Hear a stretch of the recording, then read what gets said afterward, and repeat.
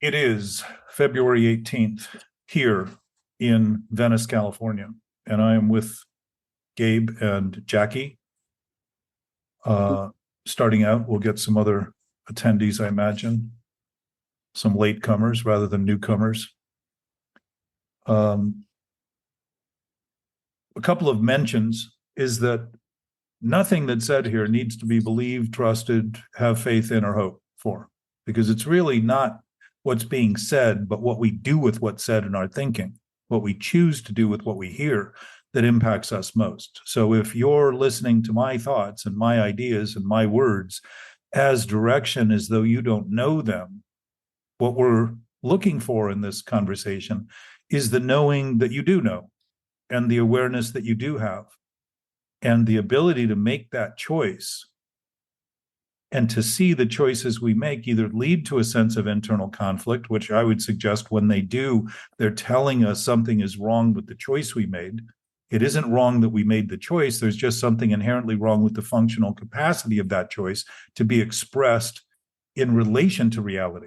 It doesn't fit reality because it's simply coming from a thought, thinking about a thought, thinking about a thought, thinking about a thought. And it's sort of an evolution of this imaginary world that we think is ours. So there's no reason to have belief, faith, trust, hope, nothing in any of this. Largely because if reality is reality, it doesn't require hope or faith or trust or belief because it simply exists. If we align with it, we're confirmed by the alignment of it. It's always aligned. It's our thinking that gets maligned in the ideas we have that we think we need to fight for and object others with others as a result of and argue over, rather than see that our experience is largely based on what we're doing in that choosing, in that thinking, which is why our experience is often not very happy and seemingly depressed and all those kinds of consequences that come. Those are all clues, all body languages expressing to us our thinking. It's our perspective and the effects that gives us a chance to see clearly the thing we don't think we can see, which is our thinking, because we don't seem to think to see our thinking, but we seem to know it's there, and we seem to know what it's up to by the effects that it's creating, because the effects are immediate to the thought. If I think I don't like somebody, immediately I start having thoughts about that person that would line up with not liking them. And that's the same with my own experience. If I don't think I like myself, it may be an unlikable self I've created in my own imagination rather than the actual essence of my being. And that would be the essence of our being. So to talk about this is to talk about it from a seemingly individual basis with a unique set of words and vocabulary that I've developed, and relate to the thinking that you do wherever you're sitting in a way that allows you to begin to construct a vocabulary that is suitable for you to begin to address this and see that the potential for addressing it accurately leads to an experience of peace and tranquility and stability. Not to say that that isn't always there. It's simply obstructed by the thinking we do that is in conflict with reality because we make believe something that isn't true is true in our own thinking. So thoughts are perspective, or the effects of thoughts are perspective. How we feel about those things are a perspective offering us insight into our thoughts. So we can constantly ruminate from a point of view that's completely whole if we choose to see it that way and think of it that way, rather than as only as we think of it. If it's disturbing when we're thinking obsessive thoughts, the idea is, since the disturbance is being caused and we want to avoid the thought that's causing it, and we're looking to fix the effect, we're going to run from the effects we don't like feeling and think that that's a solution. And by doing that, which is exactly what addiction is, treating the effects rather than the cause, trying to feel better about what's wrong and what's worse as it gets worse. If we treat the effects, we're basically denying the cause, and the cause is slowly going to get worse. And that sense of doom and that sense of that lurking sense of discontent and irritability and restlessness is all natural as a consequence to that sort of thinking. We know something's wrong, or we wouldn't feel doomed. What's doomed is not the future, it's the present. And what's doomed in the present are the thoughts that have no basis. So one of the things Gabe and I have been talking about and started talking about today is this idea of free will. And so I tend to take the things people are considering and look at them and sort of live with them and just let them float in my brain. And one of the things that occurred to me is that I had certain ideas about it and thought that there was absolute freedom in all respects. And I began to realize if I'm debating it, there's obviously something wrong with the consideration that I'm having. And to boil it down, which is something I presented to Gabe just before we went live today, to boil it down to simply a point of saying, if the real freedom is in the present, if the only thing happening is in the present, and the only dilemma I ever have in the present is to choose or not choose, it's not necessarily what I choose, but that I choose that sets the wheels in motion as to whether or not I'm choosing something functional or dysfunctional, something healthy or unhealthy, something sane or insane in my thinking. If I have the freedom not to choose presently, and that's really where the one thing I'm choosing all the time is how I'm thinking about things, then that may be freedom enough without having to divest my seeming knowledge in all aspects of theoretical physics and philosophy and all that other imaginary, broad, abstract potential thought. Now, I suspect that absolute freedom means absolute freedom, just like I suspect absolute responsibility means absolute responsibility. It's not negotiable. It's the nature of our state of being, and to act irresponsibility is certainly a possibility, but it does not align with the nature, and as a result, we feel wrong acting in those ways. And all those ways we act in begin with the thought, which is an action. So starting on that point, Gabe, I went, covered some other bases, but I say that for people who are listening for the first time or listening for the 10th time. And we have a lot of people who are listening repeatedly to that are coming at least from the same cities, listening over and over again to the different episodes and the different focuses that we have. So if you're sitting there and looking at this and starting to see that you really have the freedom to pick or choose, and that what you are picking, that you're doing what you're doing, is what your experience is made of right now. Whether you should be or shouldn't be is irrelevant to the fact that you're doing what you're doing to be having the experience you're having. And to come down to the simplest terms certainly reduces a lot of the seeming complication, because the actuality of what's happening is just what's happening as it's happening. And humility is based on seeing things as they are, not as they are not. And any way I see them, larger or smaller, any way that I try to divest myself from them and think of them as something that shouldn't be happening, I'm certainly not seeing them as they are. I'm seeing them as something that shouldn't be, when they in fact are. How is it any other than an impact of my own thinking that's causing that conflict, when things are as they are all the time, and it's my thinking about them as though they should only be what I hope they would be, wish they would be, thought they should be, might be, could have been, all that kind of stuff that draws that conflict. Not suggesting those things can't be done or shouldn't be done, but when they're done, they cause lots of complications that, when looked at as complications coming from thinking, isn't complicated. It just is a matter of fact. So before I continue, Gabe, that was my thought. Yeah. Just to our friend's point yesterday, and also to, I think, most addicts' point, is they say they have no choice. I've even said that, that I don't have a choice. I have to do it. What is your response when someone says that? Well, I think it's interesting that we claim to have no choice and then use choice as an excuse to claim we don't have it. Yeah, can always be not chosen, like you say. Yeah, well, the difference, though, is, something that's getting clearer to me is that we're really talking about insanity, and not the kind of insanity that is often thought of as people who are born completely incapable of functioning. Okay, that's the people that are young and they just have no capacity to function. Perhaps they were deprived of oxygen during birth. There's all kinds of consequences. It could be genetic. After years and years of this kind of wobbly thinking going on, we've exposed our bodily systems to so much insanity, literally. How is a body built on the basis of reality going to deal with a constant environment of insanity, but to do things that would oppose our instinct for survival and create within our own physiology allergies, which I think are being diagnosed at an all-time high now, mental disorders, which are being diagnosed at an all-time high now. Those would be natural consequences of insanity. So the idea of insanity is there is no other choice. If you listen to Tara's and my talk from Friday, she was talking about this exact same thing, and she was really stuck on this point. And I'm not sure that I got her unstuck, but we certainly talked about it. She's a pretty good, she steps into the conversation and she sits with it in between the conversation and makes notes and looks at her experience and does a pretty good job of engaging. So I'm continuing to have that conversation with her weekly as she's able and willing. But one of the things that came out of it, she said, but it seemed real. It seemed real. I had no choice. And the book talks about this. It says we had no other choice.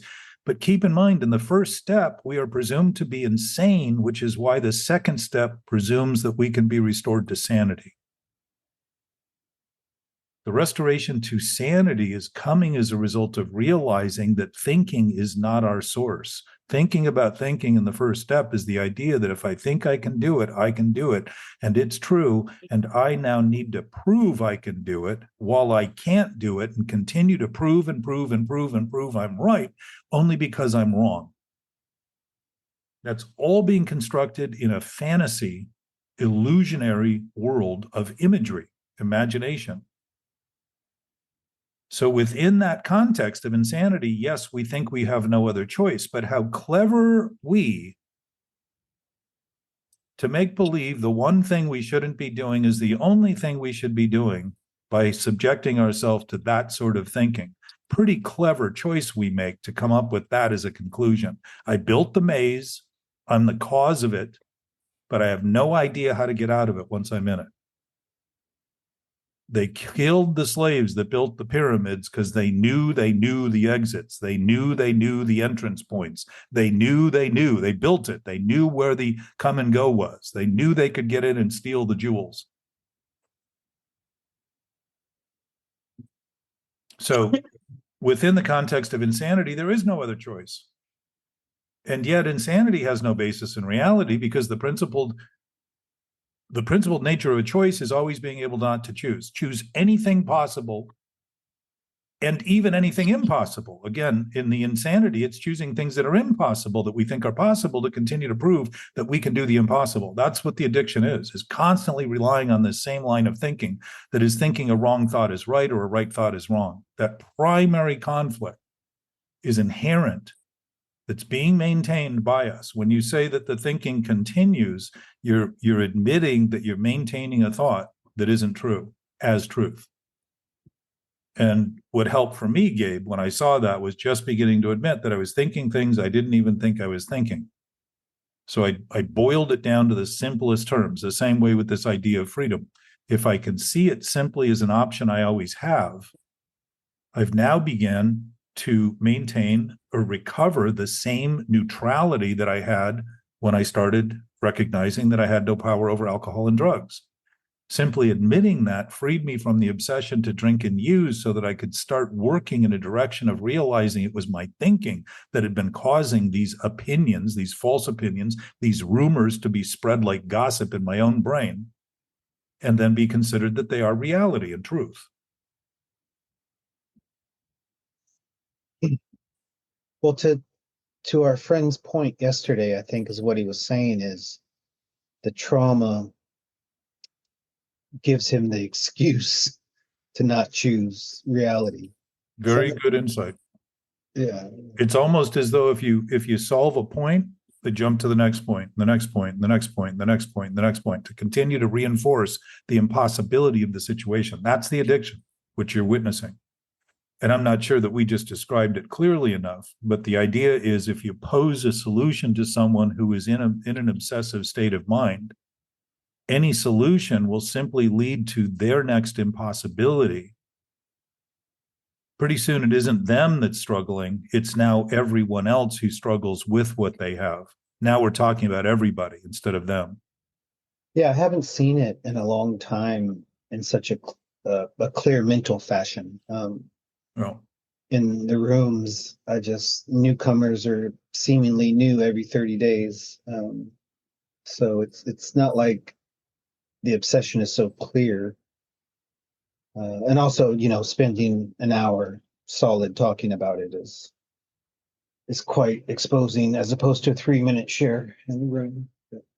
Right. Well, and you're talking about being able to discuss things a little broader than just speaking and the other thing too is that we're speaking often in rooms without any interaction. We're just speaking for 3 minutes. Yeah, that's what I'm saying. And no crosstalk gives us no chance to actually weigh what we're saying amongst other people who may have a little more experience, or at least an experience worthy of mention. So there's sort of a basking in the glow of being able to talk publicly, which I will admit feels good at first. It feels nice to be in a group of people where you can just say whatever you want and not have to fear any repercussions. Right. But if that becomes the trend and sort of a ritual, it doesn't allow for discourse to begin to actually bring some contrary thinking. If you're thinking contrarily already, contrary thinking is sane. If the basis of my thinking is insane, I'm already contrary in my thinking. Anything that would be valuable would obviously be contrary to that. It seems like an attack to insanity. And yet, as we've talked about a lot in our sessions, in our discussions, if insanity is insane, there really isn't anything there but the idea it's real. There is nothing to a dream once we wake up. There's nothing to a nightmare once we wake up and realize, oh, it was only a dream. It seemed so real while we were in it because we thought we were in it. Just like when we think our thinking is reality, we think we're in our thoughts. We're stuck. We have no perspective. There's no place to go. We're disconnected. We have no place. And why do we feel that? Because there is no place for something that isn't real. Why? Because reality is already real. It's already complete. It's already whole. It isn't short. It doesn't need us to think about it to be. Our thinking is a product of it, not the producer of it. So it's a real turnaround in that sense. And in the other sense, it's not a turnaround at all when you begin to realize we never really turned around except to delusional ideas that we're insane. So. Damn it. It isn't that funny when you're taking the thought seriously enough to think that these words might challenge it and challenge your life and challenge everything you thought you ever knew and all those things, when if everything you ever thought you knew was delusional, there has been nothing to it the whole time. So the sooner we come to terms with it, the sooner you realize that the healing is progressive, just like the disease seems to be progressive when we're nurturing thoughts for 10 years that maybe we can drink someday and pick up a drink and wonder why we drink the same way we would have had we drank for those full 10 years. It's the thinking that's underlying it that is, my sense, not being discussed openly enough. And yet Bill Wilson, in the big book, through all the hundreds of people that were involved in creating that, discussed it numerous times, over and over and over and over again. And yet, his business was trying to keep people sober. He had never been in a world where there was a possibility to do what he did, and he did what he did for the sake of people who were struggling with alcohol, who was severely more alcoholic, I would say, than a lot of people today that walk in the rooms at 14 and 15 and 16 and 17 and 20 and 25 years old that don't have the histories of the original members who had really fallen off of life's wagon completely and were like infants being taken care of by other people because they had no capacity to function. They were real drunks. Even when they were functioning, they were dysfunctioning to some degree. Somebody was there trying to mend their ways and save them from their own experience. Even Dr. Bob, who was a doctor and functioned. He knew he had amends to make to people once he got sober. He started seeing the immorality of his ways and went out immediately within 48 or 72 hours, if I remember right, to make amends. Right. But I'm glad you saw that, Gabe, because one of the things I thought of was that letting that go, letting experiences like that happen is really a good view, because often it gives us the perspective to see what we're doing in our own thinking to some degree, to actually notice how clearly crazy that is in someone else. We're actually noticing the witnessing in our own experience. one of the Only because I did it for 40 years. That's right. why. So you're good at it.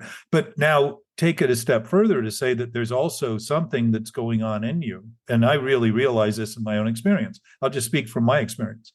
I know that my own sense of lack in dealing with it yesterday is revealing a sense of lack of sanity in some of the thinking I'm still doing, or in the thinking, not just say some, I'll just say the thinking I'm still doing. There's still cultural issues and issues about death and all these sort of presumptive ideas that seem to be so naturally normal, when if they're naturally normal, I wouldn't be thinking about them at all. I would be acting on them with the same kind of clarity that I would do mathematics once I understood how to make it work. I would apply the principles in the application. I would apply them in the orders. What do they call them? The order of I don't know. There's like in algebra. There's a certain order of how you apply the steps. Everything everything in the parentheses first, and there's order. There's a hierarchy. There's a I forget what they call it, but it's a specific order. If I'm functioning on the basis of reality, I know what that order is immediately, and I don't have to think about it because I know it. And if I'm thinking about it and trying to manage it and control it and refine it and all that, I know that I'm coming from a wobbly thought, thinking it is reality, which isn't a thought doing it on its own. It's a thought I'm choosing to have do that and then claim it's the thought so that I can escape culpability for my own choice, my own interaction with that, and my own interreaction with my own thinking. So the one thing I seem to have is a body that thinks. And if how I approach using it is dysfunctional in the approach, if it's mistaken in the approach, there's a good chance I'm going to have lots and lots of mistaken thoughts, because every thought subsequent to that is going to have some fractured element to it or contaminant in it that will reveal itself in the relations I have and in the other actions I take. right. But I'm glad you saw that, because it gives me a little credence too, Gabe, to just backing off and letting people go as evidence that we're also clearly, it's just another body doing the same thing we did in seemingly different way, but it's the same desperate attempt to finally tamp down on those thoughts and convince everybody that they're right, so you can continue to maintain them while they're the things killing that person. Yeah, but not in a, I don't know. We always like going back to the sit down, shut up thing and find a God. Like, we don't shoot our wounded, but we sure baby them sometimes. Well, the Red Cross is sort of a nonpartisan attempt to fix people on the battlefield, not to take a position. And I suspect that's kind of what we're doing. But, and I say but, meaning sort of negating the point I just made, but making it again. If what we're doing is helping people get worse by giving them the impression that the freedom to think whatever they want, the right to think whatever they want, means what they think is right, we're actually enabling them to get worse rather than enabling them to get healthy. And I would say the distinction between that conversation is missing the fact that the disease of all compulsions, alcohol, drugs, gambling, sex, food, I mean, there's 150, 200 different 12-step programs. There's probably more than that, but the mostly noted, there's, I think, 150 or 200. If it's the thinking I'm struggling with, I'm promoting that same thinking in somebody else, and thinking because they're not doing the most severe compulsion they normally do that they are better for good. I'm actually setting them up for a slip or a suicide or some other attempt, because I'm not giving them the chance to begin to take advantage of any insight I've gained and say, look, this may be worth considering. You don't have to believe it. You don't have to trust it. You don't have to have faith or hope in it, but you could live with it and just sit with the thought, try it on, wear it like a new pair of shoes. When you walk in them, you kind of know whether they fit or not. If you live with the thought, it may be worth considering. It may be worth noticing. And living with it is interesting, because you start to see if it fits. It naturally finds a place, like water finds the low point. It starts to work, and you don't think you had anything to do with it, which actually begins to create a sense of gratefulness because there's something happening that seems to be beyond what we normally would do.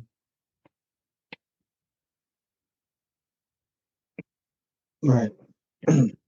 So discussing that thing more honestly, and my experience is that since this has not really been, my sense is that we talk about now the bottom of the ocean as being the least explored aspect of our local life. We've done a lot of exploration in the cosmos. We have a lot of seeming understanding about what's going on out there. And yet it wasn't until James Cameron went down and saw the Titanic that people really began to realize we know almost nothing about the bottom of the ocean. Right? Yep. And I would say the greater exploration that we have not done is about our thinking and noticing the mechanics of thought and the consequences of thinking thoughts are reality. The consequence of lying is effectively what it is. If we can't metabolize something in our system and it creates an allergy that asks us to continue to do the thing that we shouldn't do, the allergy of thinking is having a lie attempt to be reality, which it can never be. And we end up suffering from a lack of ability to process reality because our focus is on things that aren't real as being the only reality, while the only reality never changes because it's absolute in a state that's completely beyond change and all of the things that we think are so common, all the things that we think life is limited to, or often can think life is limited to. And I wouldn't even say they're beyond those things. I would say that reality is within those things and without those things. So it doesn't need them, doesn't rely on them, but all those things rely on reality as a basis. Starting to look at that and see that is exactly what people did when they started noticing that the world was not at the center of the universe. And we had held it to be at the center of the universe so we could justify that we were special in God's mind because we thought of God up in heaven, somewhere else, not here. So we must be at the center of that thing that God is. And that's the same with self-centered thinking. I must be only what I think about my thinking. Myself. I am, I hear it all the time. I need more self-confidence. I need more self-this. I need more self-this. Where is the I in that conversation? Why not say, I want more confidence? And I would suggest because the I doesn't need more confidence. It doesn't have less confidence. The I is perfectly confirmed by the repetition of using it constantly at the beginning of a sentence that we end up talking about ourself, as though it's distinct and separate from the I. So I is not confused. I is the essence of isness. I can't metabolize sick thoughts. Right. Sure as hell can't. That's very good. So obsessive thinking are those sick thoughts because they're thoughts that we've asked to do what can't be done, which is to become reality.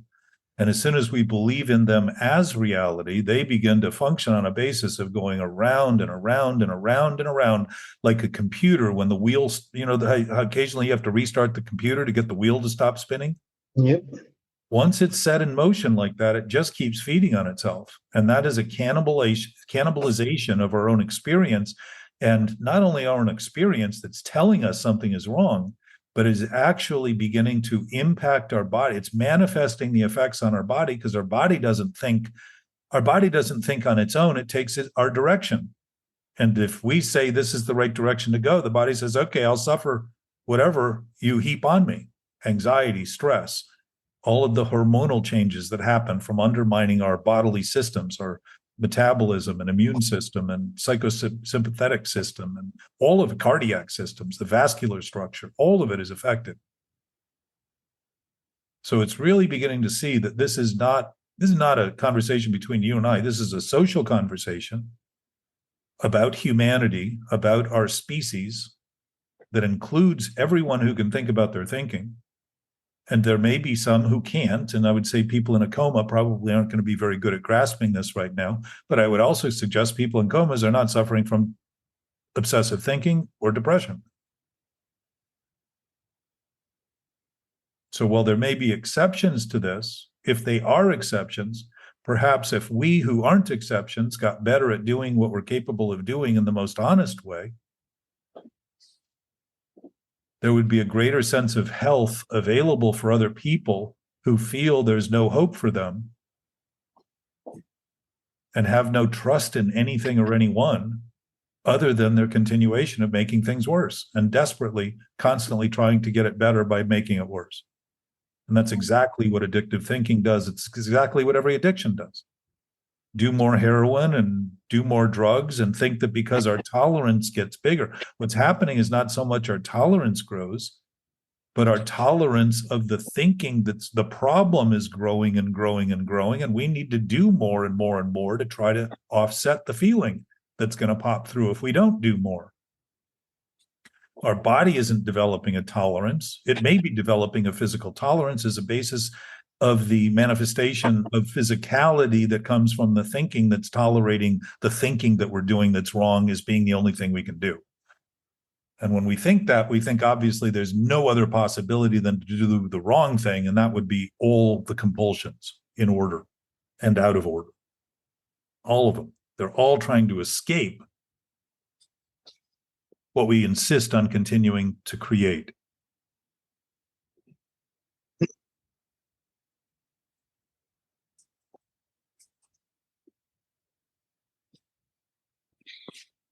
All right.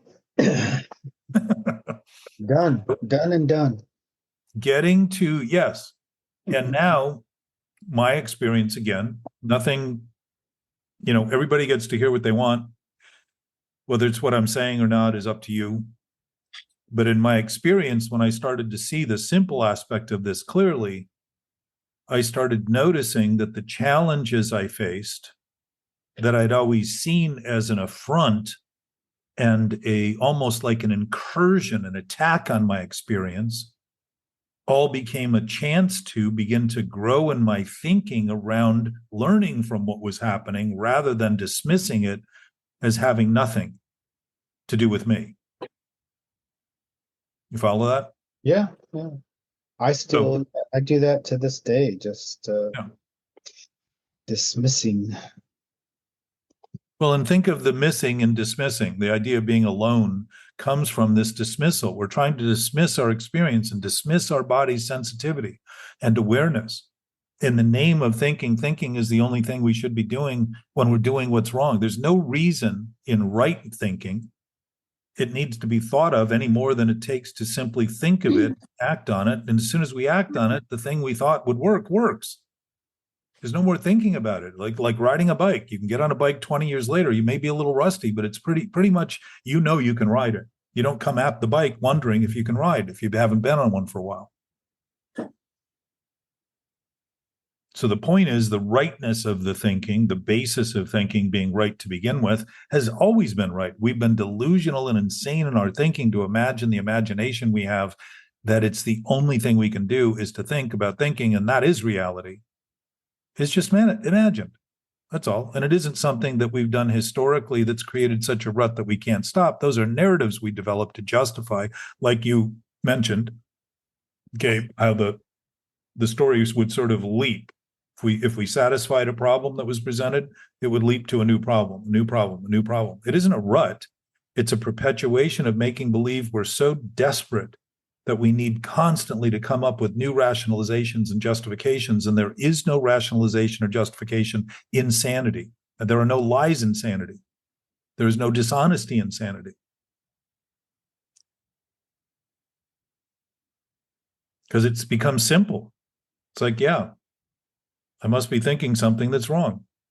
We don't have to get into all the details and develop a story that has to be written in a way where every word needs to follow the other word in the exact right way for it to be understood, so that we can convince people of our insanity as being their insanity, so that now we have a co-conspirator voting in our favor. That's just another insane idea that continues to develop and morph into this narrative that abnormality is now normal, and that human nature is violent, and that human nature is hateful, and that human nature has all these attributes that are not natural. If the nature of our existence is absolutely unchanging, there is no conflict in our basis, in our nature. None whatsoever. There can't be. All right. It doesn't mean there can't be in our thinking. And that's the key, is to start to see it's what we're doing with what we have that we're struggling with. And to think we're not doing it is a pretty glaring example. It's kind of like thinking you don't have a fire in the house and you just leave the house and hope it's going to go out. Go have dinner somewhere. It's just going to grow.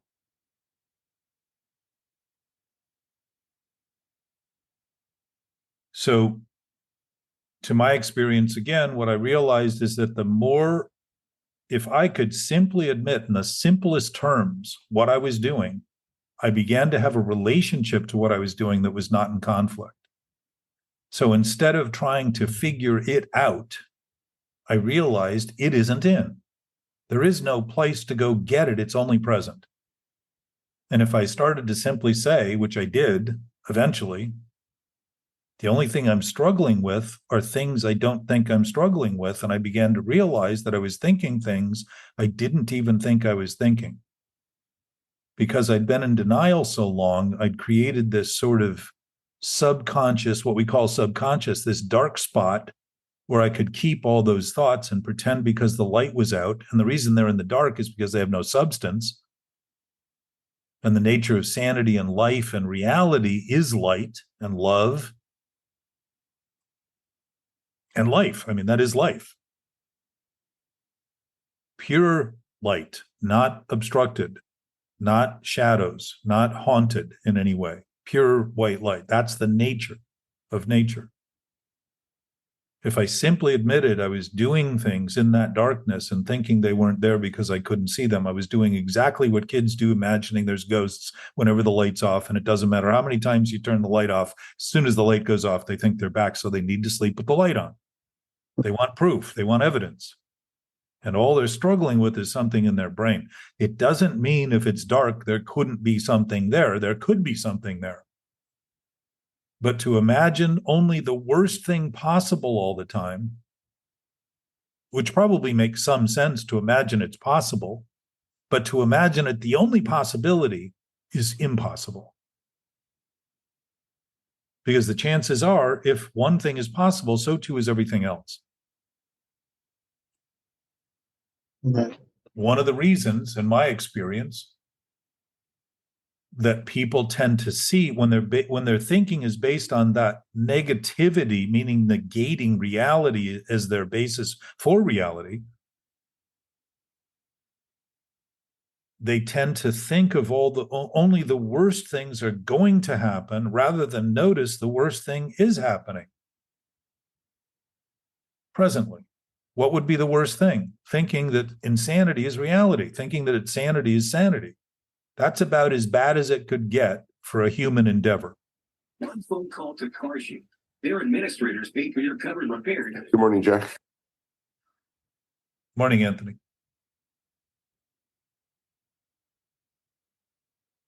Morning, Mark. Morning. So we're really talking about insanity versus sanity. And to begin to see insanity as something that's simply made up, it's a fantasy acting as reality, is to see that we have taken our imagination, which is fantasy. It's basically we're imagining things, we're considering things, we're doing the best to make the best decision on all the sensory data that our body is feeding us. And it's feeding us information all the time. And it's not opinionated information, it's just raw data. It's our body that decides it feels good, it feels right, it smells good, it smells bad, etc. And yet, if we're smelling bad meat, we know not to eat it. If we're smelling rotten milk, we know something's wrong with it. Right? We know in our brain to come to that conclusion. That's what our brain is designed to do. It's to be able to assess things and estimate them in the way that serves our potential for survival and to thrive.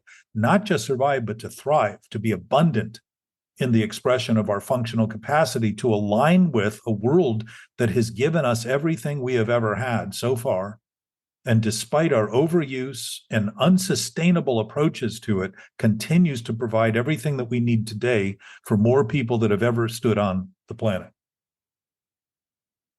Doesn't mean they're all getting what they need, because somehow humanity through history has not allowed everyone to eat. And I realize that some people are living in locations that are very, very inhospitable to farming and agriculture and, with no water and all that. And that would be somewhat normal. But there are probably better ways today to deal with that than we do to have so many people suffering from starvation, even in our own country. And I would say starvation goes beyond the lack of food to begin to realize that the lack of quality of what we've turned food into is another form of starvation. It isn't healthy to eat things that aren't healthy. And to think of them as nutrition is absolutely wrong. They're not nutrition. They're actually destroying bodies, creating disease. What's disease but a lack of ease? What are we doing? Imposing something that we're not designed to do. That's uneasy. It's naturally uneasy.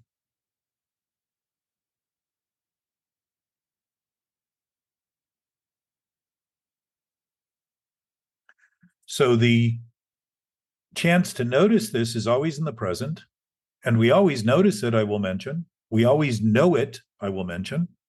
You do not have to think you know it to know it. You do not have to think you're aware of it to be aware of it. Any more than thinking you know is only what you think is all you know. It's impossible. If knowledge is the essence of this awareness and this knowingness, this absolute state of being, if it's an infinite source of knowingness and awareness, how would that not be our source? Doesn't mean we're very good at translating it or listening to it or functioning on its basis, but it doesn't mean it isn't our source simply because we do those things, any more than it meant we were at the center of the universe when we thought we were the only population in the universe, which we may be, we may not be. But nevertheless, Stephen Hawking came to the conclusion that everything is at the center of a universe if the universe is infinite. And what's he saying? That there are no bounds, there are no ends. So you can't have a center that isn't the center for everything. He was also at Epstein's Island. Stephen Hawking was? Yes. Wow.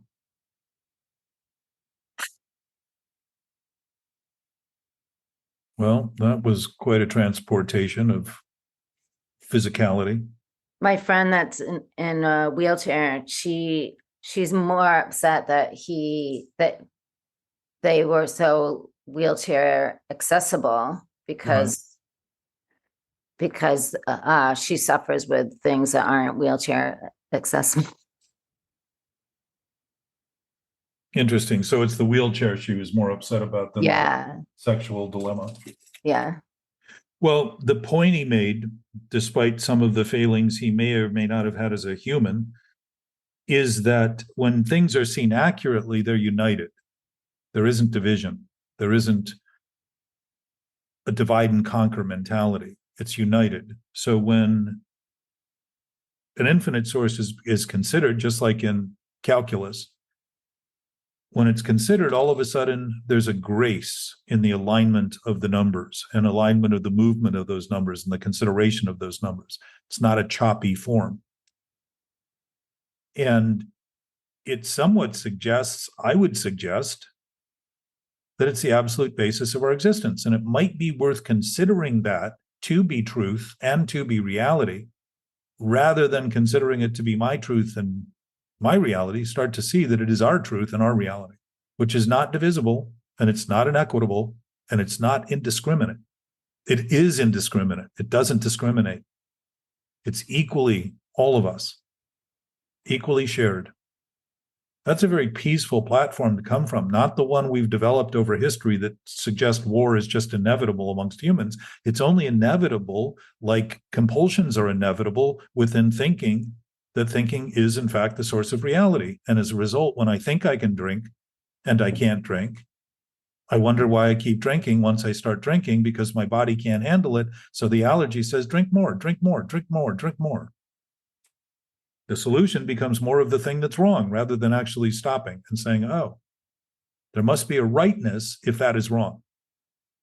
That we know, not something that's just an arbitrary thing that some of us come to terms with and others don't.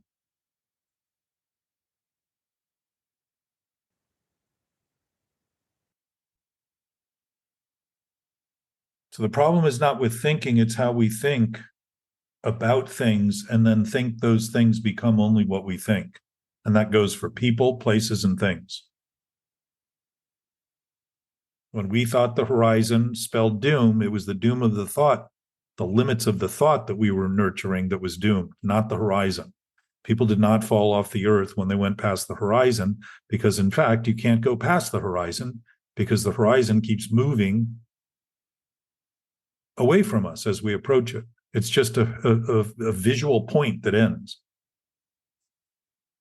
So if we're thinking of our thoughts as reality, we're thinking of the horizon of our thought, the limit of our thought, as the beginning of doom if we get beyond it. If anything forces us beyond it, if anything suggests we should get beyond it, we feel doomed immediately. We're not feeling what's being done to us, we're feeling what we're doing in our own experience that is then countered by things completely backward. We're seeing things backward rather than using those voices that might counter our thoughts as guidance to maybe there's something contrary to our thinking because our thinking is contrary. The typical response in addiction is to repel any good information, repel any attempt to stop, which is why people don't listen when you're suggesting that they might have a disease, that this might be something they're not going to talk their way out of, and that there is a prescribed method for beginning to come to terms with the terms of that disease, that disease. And all compulsions are central to this thinking problem, every one of them. If the main problem is in thinking, looking at the thinking, I would say, is the least explored aspect of our species. And evidence of that would be that we have the highest suicide rate ever in history. And I would say suicide is not a sign of mental health. We have addiction at an all-time rate in all sorts of ways, including now legal drugs. Used to be that the legal drugs were considered legal because they weren't addictive and all that. No more. Now they become as large or larger of a problem as the illegal drugs.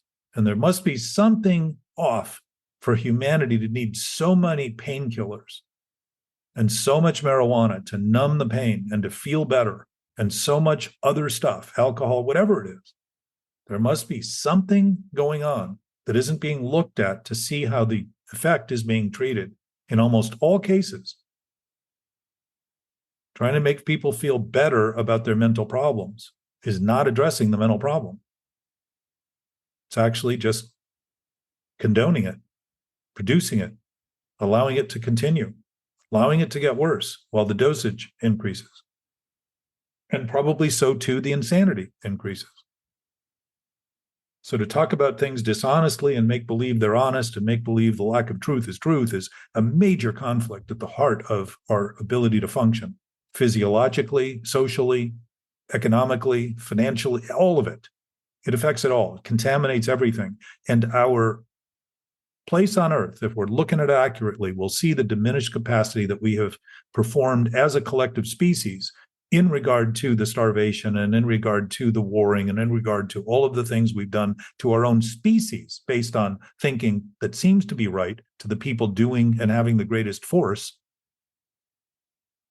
to subject other people to that force and think it's worth killing them and getting rid of them and somehow neutralizing them because of how they think or what they think. And I'm not saying what those people think is right on either end. I would say they're wrong on both ends to be participating in it in the same way that any of us have participated in if we have a known compulsion or we recognize the obsessive thinking that's going on in our daily experience and the sort of chronic depression and sense of life being not worthwhile. And I have those thoughts. I am not exempt from that simply because I talk about this. I don't talk about this because I don't do that. I talk about it because I want to get better at thinking and I want to get better at talking about it socially and openly with others.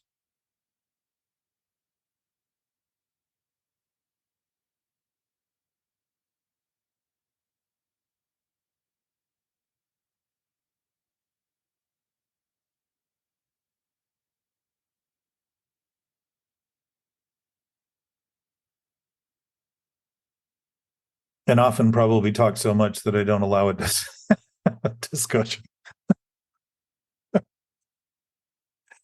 Oh, wow.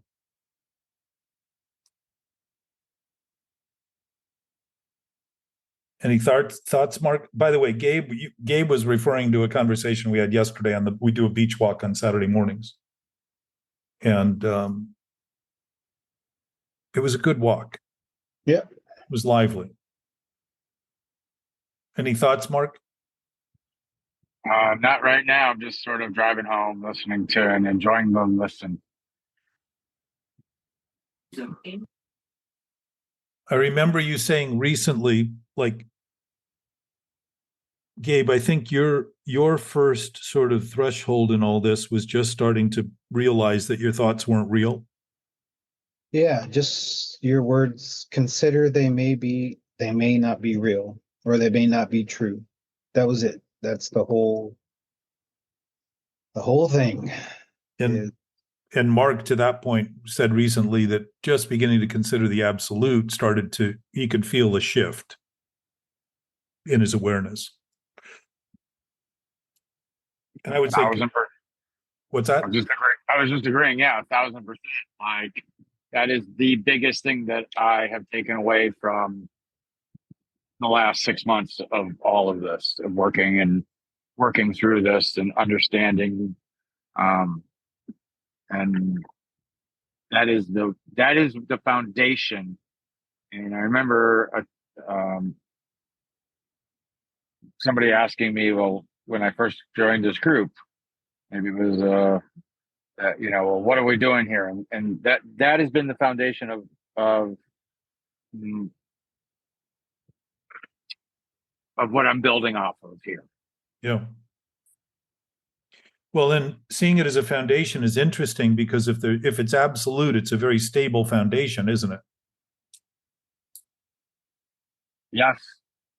So Tara said in Friday's conversation, she said, since I've been considering this, I've started to see how bad things are in the world and how many people are suffering. And I said, isn't it interesting that when you have a sense of clarity, when your foundation is clear, all of a sudden you see things clearly. You start to notice, wow, there are things going on that are depressing.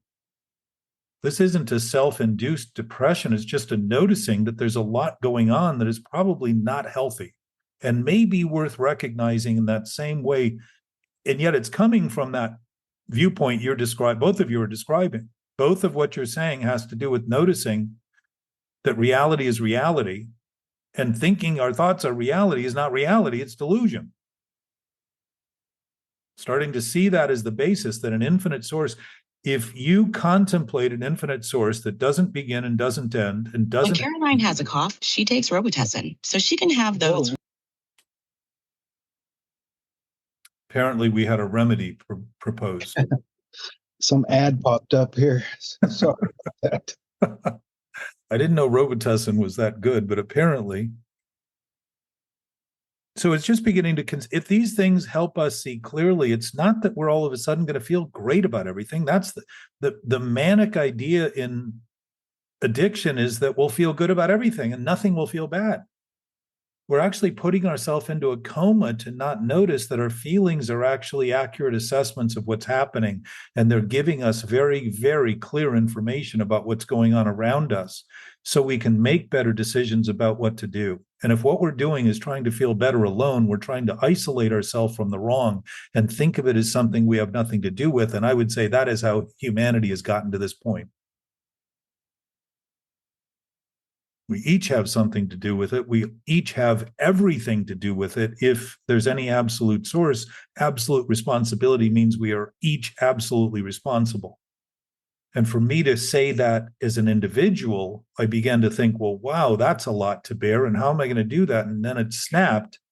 It's everybody's responsibility. I'm with everybody. I'm not in very good concert with everybody. I'm not interacting with everybody very well if I'm interreacting with everybody on the basis of thinking that's reactive. My sense is, like every major shift of awareness through history, it takes very little time compared to the time spent denying it to have people get that it works. Because once something works, it's easy for everyone to notice it works very, very quickly. Just like kids watching other kids ride bikes, they get on the bike and ride a lot quicker when they try to listen to their parents tell them it's okay, it's safe, don't worry about it. They see it can be done, they do it. Done. over, no thinking. If we know it and begin admitting it and talking about it openly and sharing it openly and interacting, Anthony was talking about it yesterday in a text string that he was talking to somebody about it. And I don't know, Anthony, if you said you felt good about it or it felt, I forget exactly what you were. Which part? Something about the fact that you felt you were sharing it and doing your best to convey the information that you've. Well, I was a teacher to somebody yesterday, and I was thinking at first, is that what you're talking about? I think so, yeah. Yeah, when I started to text what we were going to be discussing, I was thinking, what a waste of time. But then I realized I got something out of it, because it was refreshing the part about who we are is not really who you are. If you're mad at yourself, you're not even really mad at the right person. It's not even really who you are. So it was helpful to teach it for a second. Yeah, and I would say if you're mad at yourself, yourself is mad. The whole thing about this that is probably the simplest way to see this, and I'm working with Tara to try to reduce some of this stuff to very simple little imagery. If we're thinking reality is only what we think, we're thinking that reality isn't reality anymore. So we've reversed it. A lie is based only on thinking something that isn't true is true. So that reversal is to think when I'm mad, that I'm mad at myself rather than realize it's actually a mad self that I'm reckoning with. Mad meaning insane. Madness is a name for insanity. When I think the things I'm doing are being caused by something else, I'm not noticing that I am the cause of that else. I am the else in that when I think it's who I am. So if I'm insane, everything is backward. I'm going to see it as someone else doing it, something else happening, some past event, something that is impossible. I'm going to use as being the source, while the greatest possibility, and I would say the only possibility, is that my experience is being affected by what I'm thinking right now. There's no greater impact on my experience than what I'm thinking in the present, because it's the only place and time anything ever happens. And I would say it isn't even a place in time. It is not in time, because it's infinitesimally impossible to reduce a present state down to a period of, if it's always beginning as something new, there is no end to it. So it's actually giving us witness to this absolute state of being that is infinite, exactly where we always are. And instead of trying to overcome, the girl was a little depressed was the problem. So instead of just trying to overcome depression for her, just to say, hey, even if you are depressed with yourself or you don't like yourself, it's not even that's not everything that you think you are. I mean, you're more than just what you think you are. So it's kind of an interesting end twist. Well, and the other side of it, the other side in seeing things clearly is now that the opposing side is always the same side. So to be depressed is to admit you're depressed over a thought you have that is bearing on you, that is imposed on you and induced by you. You're choosing it insanely, and thinking of it is the only thing you can do. That is depressing. So it turns the depression into good news, because now you know now you know that it's what you're doing that's causing it. It isn't being caused to you. It's being done by you. And you, in the sense of, we are spiritual beings trying to figure out how to fly the spaceship we've been given, the spacesuit, right? So we don't have the manual is literally written in the functional body language of our experience. And if we're noticing that the manual says I'm depressed, and look at the plane that we're running in the cockpit that we're managing the buttons, we've probably done something that is depressing the ability of the plane to continue to maintain loft.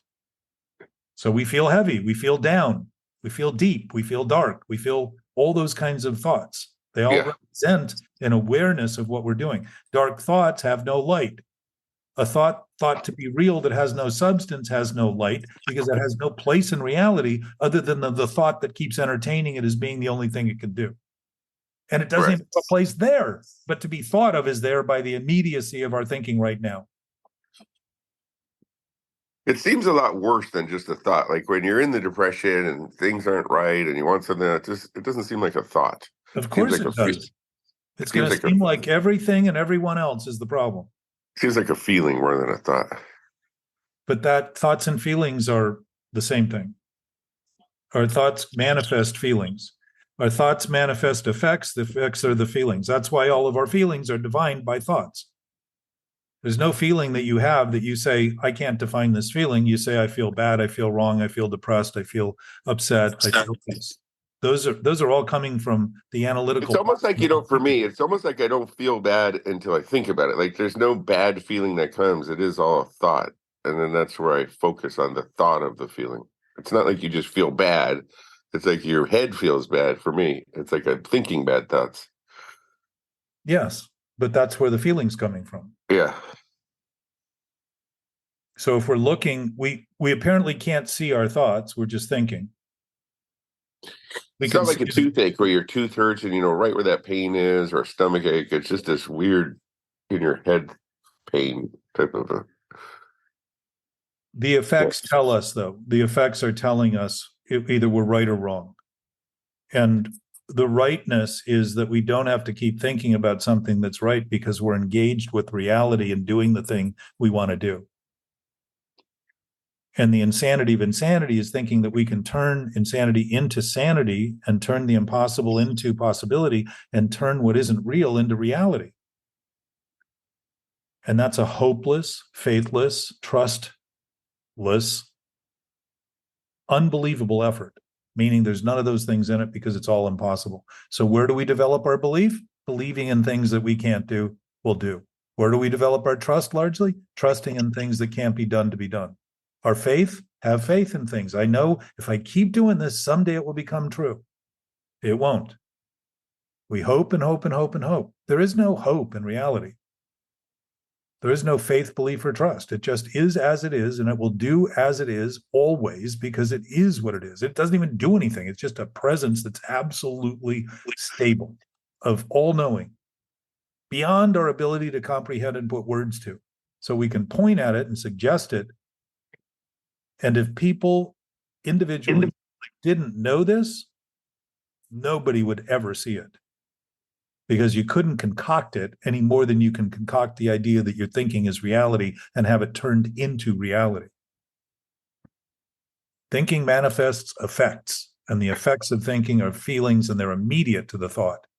So how about if my thinking, the thing that bothers me is like, God, I really should have done more, been more successful, or tried harder, or I didn't do what I should have done. I get that thought a lot. Well, we know that. How do you get out of it? We're all well aware of that. How do you get out of that pattern? Like, God, I wish you just start doing more stuff and say, okay, I better start cleaning. I better start doing more. I would say continue doing what you're doing, and you will continue having the opinion there's no way to get out. Yeah, that's not a good solution, though. I would say it is the solution, but your thinking will not allow that in. So how do you get out of that loop where you're thinking, God, nothing's going right? I just told you. And what did you say? That's not a solution. Yeah.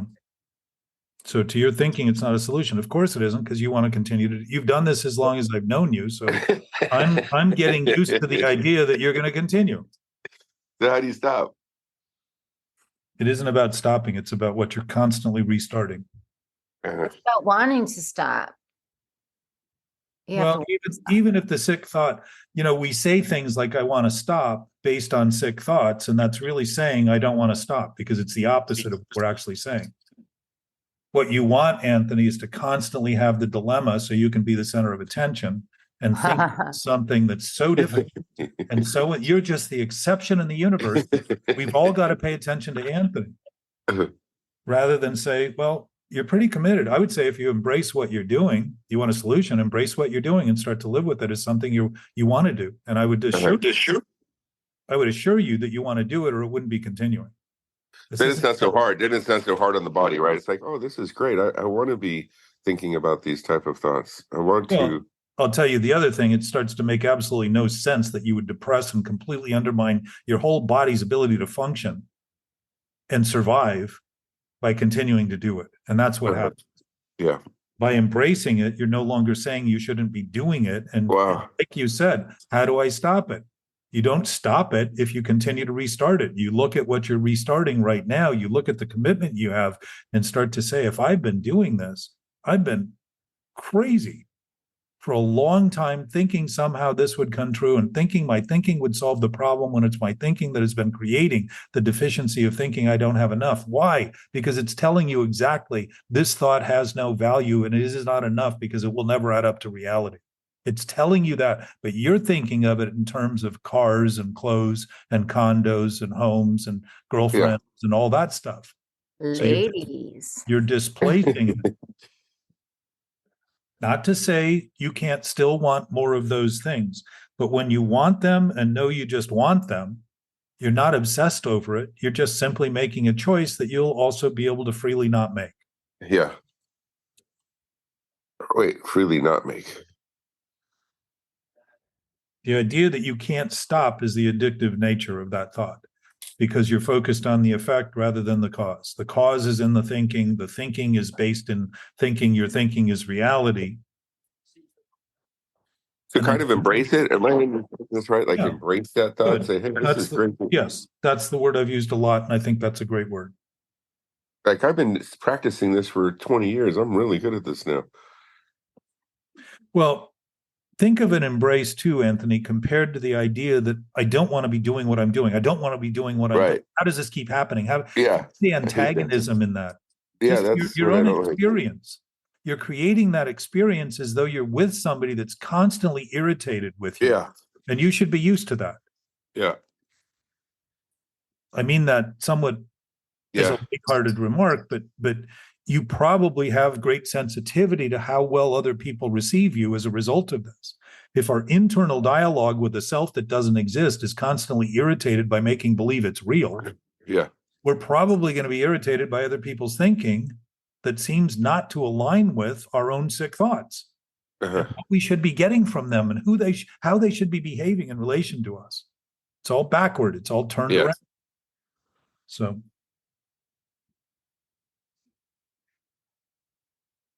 this concept of telling the truth, so to speak, all the time, instead of disguising things with other people, it really worked yesterday for me too. And I even explained to the person that that's what I'm trying to do. And it was interesting to see how it came out because the conversation was so much more real instead of being about other things. It was the truth and being honest about it.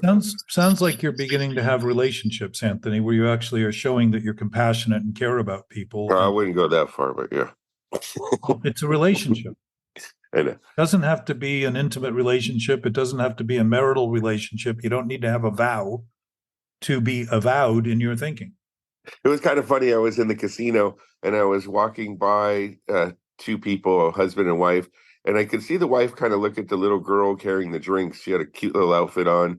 And I said to her, I go, do you like those outfits? And she said, well, I kind of did at first. I looked at the front and I could see the husband couldn't believe I was talking about the girl's outfit, because I saw him look too, but he didn't want to mention it.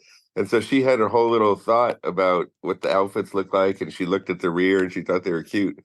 And that's the honesty part. The husband, I think, was too scared to say anything about this little cute girl that walked by. But the honest part is like the wife was willing to talk about it. She had a whole opinion on it rather than just not talking about it. It was kind of funny. Husband couldn't believe that I actually asked her about that because he was thinking about it, but he didn't want to say anything. So that was the truth part, which is interesting, kind of there, where you can discuss things if you're being truthfully rather than pretending you don't see the girl and not talking, never bringing her up, I would reframe that as being honest rather than thinking of it as telling the truth. It's as though the truth need be told by us when in fact the truth is already complete and whole and it speaks for itself simply by being everything that is. Yeah. I mean, the truth is reality or as reality. Effectively, they're the same thing. They're merged as an essence of existence. And my sense is that the big book and how it works does not repeat over and over again to tell the truth. It says honesty, honesty, honesty, honesty. If you only have the capacity to be honest, you have a better than average chance of getting sober, something to that effect. Yeah. It's talking about honesty. And what is honesty? It doesn't mean it has to be true to be honest. We can talk about lies as being something we're doing honestly. Yeah. And they're obviously not talking about truth. We're talking about insanity. We're starting to talk about the mistakes we take and the misapprehensions we have and the misguidance that we rely on and the malfunctions and all that stuff. Yeah. It isn't talking necessarily about reality. It's talking about an experience we're creating that is based in insanity. And it doesn't mean it isn't within the potential of reality, because obviously it is. In my estimation, this is sort of proof that a loving nature gave us so much freedom as to think our nature was unnatural. And that's a pretty broad swath to get. That's like giving a kid everything and knowing they're going to trip and fall, and all the potential for things to go wrong are built into the potential of that freedom, and still live with that freedom and allow that freedom. And I would say that is in fact love. So instead of fighting that feeling of going, God, why am I keep looping on this thing? Just go, hey, it's incredible. Just watch it. Maybe more of a spectator.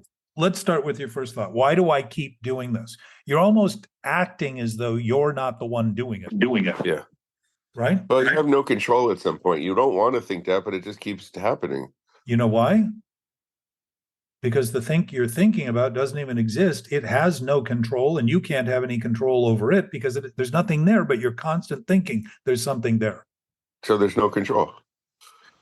Different than saying, different than thinking something at some point can be controlled. If something doesn't exist, there's no control because it is out of control, literally out of gas.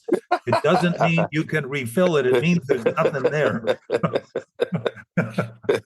All right, I'm going to take your laughter as an sort of concession of seeing that. Well, I like the term "out of control." It's not like I see it as like it's out of control. It's like out of control, like you can't control it. Well, there isn't any control there. So this whole idea is coming, Anthony, from this idea of self being in our control. So what do we look for? More self-control. Control. That makes sense to me. Yeah, that's my problem. I want to control it, but if I can just go, hey, it's out of control, I can live with that. Well, simpler than that, just begin to recognize that insanity has no basis in reality. Surprise.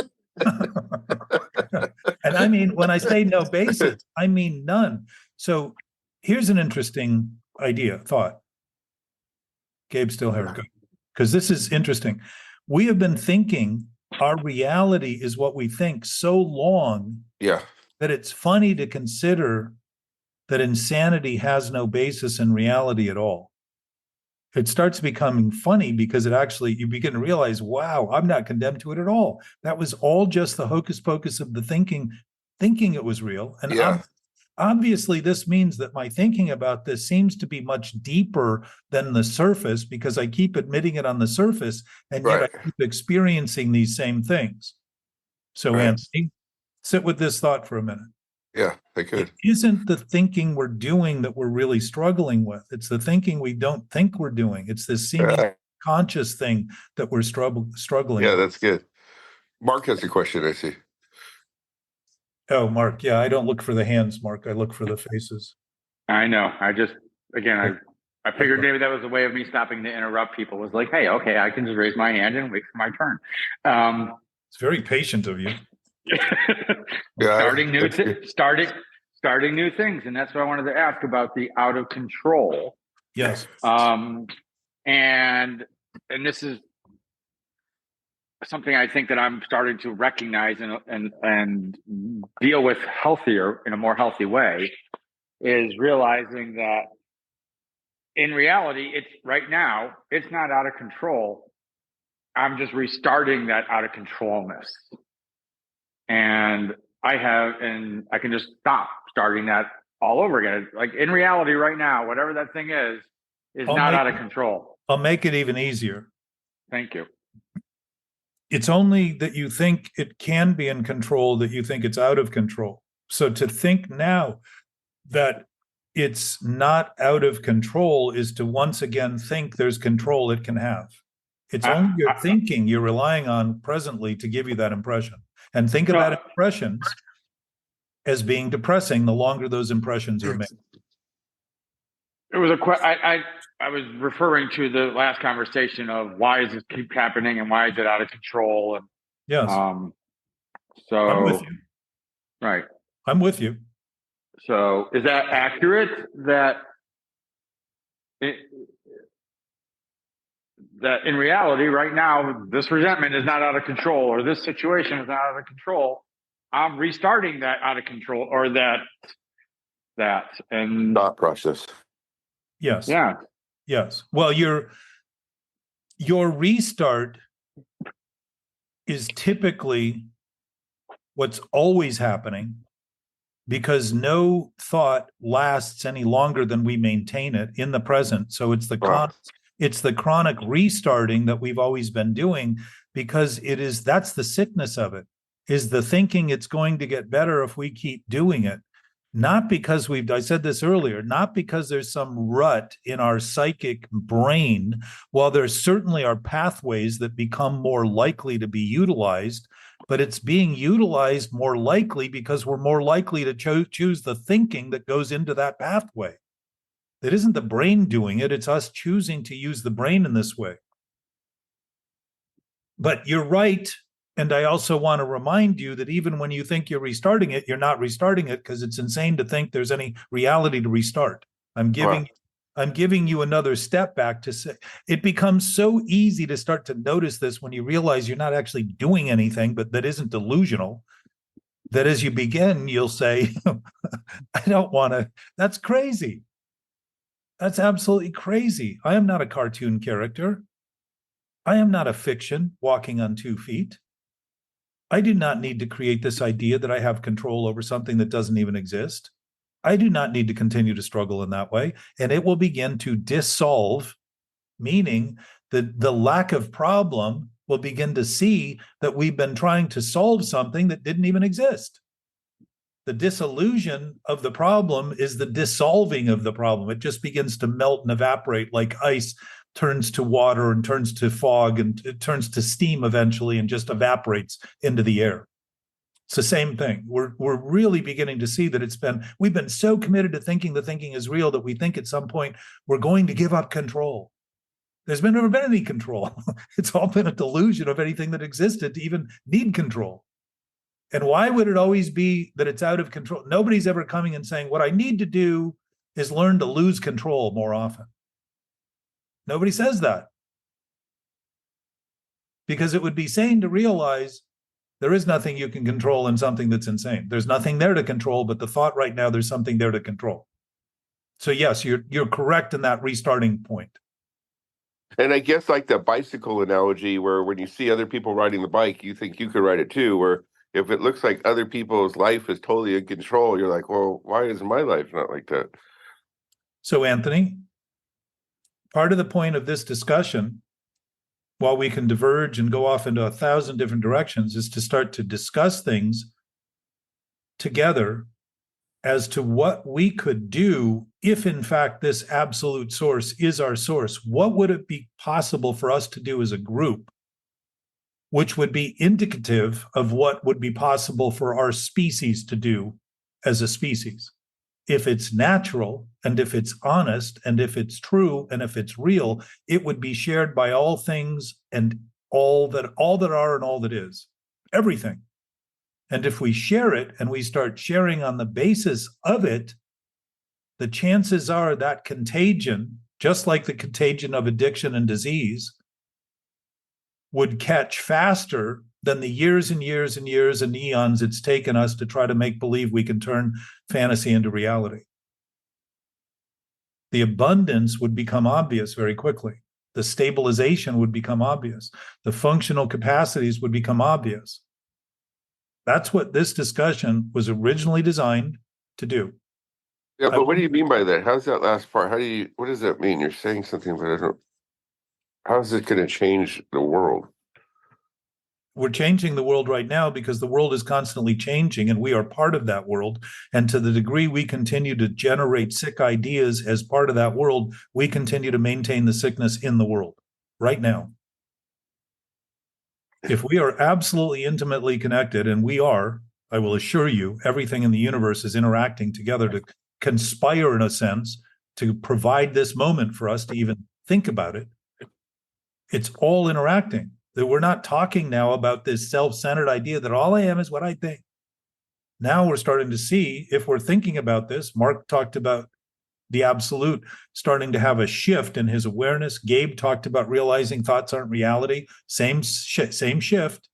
The simple grounding and stability that's created begins to see that we've been affecting everything the whole time. It's just been, we've been affecting it in ways that are embarrassing to admit. And so we don't. We could pretend it's us, we're alone. We've got all these other conniving narratives that we develop to make believe that it's, look at me, I did this. Look at me over here. Rather than, wait a minute, look at us. We are socially, absolutely social beings. Social humans, as humans. As beings, I would say there is no society because it's an absolute collective of all knowingness. We already know it all. What are we doing here that isn't expressing that? And I would say as we do begin to express that, we'll see the greatness and not take credit for it. We will give thanks for it because we will see that it is not something we produced. It is something we're simply expressing that produced us. Whether it was creation or evolution or any of those things are irrelevant.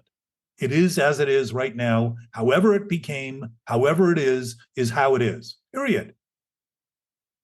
We can argue and fight and kill and behead and cripple and burn people to death and strip them their skin off their body and do all that stuff. And we're never going to prove we're in control. We're proving how out of control the idea we can be in control when insanity is the basis of that thinking.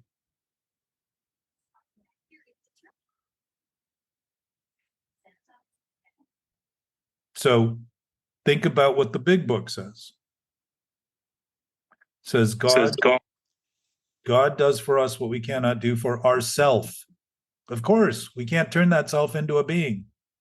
We already are a being. We already exist in that united way. We already are, Anthony, absolutely integrated into everything in this entire universe. We are not exclusive to any of it, nor are we excluded from any of it. We are a part of it all. And I mean all of it, including everything that's unfathomable to understanding and imagination. Except for me. Well, you're going to continue to fight that. I suspect. Obviously. So if that's the case, and I would not argue it is, I would say that it's worth considering. If that's the case, there are probably things that we could do that would be better in our communications, like you were talking about, Anthony. You were starting to realize that you could share ideas that might help someone who is depressed and might actually offer some insight to somebody who is depressed, rather than say, I hope you feel better, call me in a week. We can offer people our perspective and actually love them as we are being loved, to have been given the provision of this stability that we begin to recognize in making believe, not making believe, but stopping to make believe reality is based on thinking, and beginning to realize that we are the product of reality. We are a product of truth, and we share that indivisibly with one another because it is an indivisible nature. It is not limited. It is not finite. It is infinite.